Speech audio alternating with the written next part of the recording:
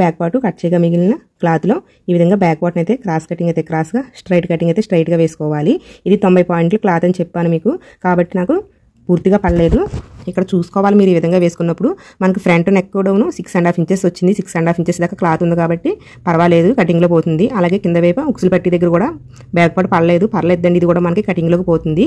ఈ విధంగా అయితే చూసుకుని బ్యాక్ పార్ట్ని ఏ విధంగా ఉందో ఆ విధంగా మార్కింగ్ చేసేసుకోవాలి.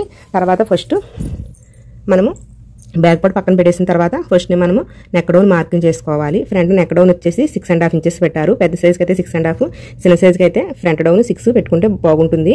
ఈ విధంగా నేను ఫ్రంట్ వైపు 6.5 ఇంచ్కి నెక్ డౌన్ మార్కింగ్ చేసుకుని ఈ విధంగా నెక్ డౌన్ అయితే మార్క్ చేసుకుంటున్నాను. అదే విధంగా మనకి బ్యాక్ పార్ట్కి చంక దగ్గర కార్నర్ వస్తుంది కదా, అదే కార్నర్ ఫ్రంట్ వైపు కూడా వచ్చేలా మార్క్ చేసుకుని దాన్ని బట్టి మనము చంకలోకి తీసుకుంటే కరెక్ట్గా ఉంటుందండి. దానికోసం మనం బ్యాక్ పార్ట్కి 6 ఇంచెస్ చంక డౌన్తో ఏ విధంగా చంక డౌన్ మార్క్ చేసామో అదే విధంగా మార్క్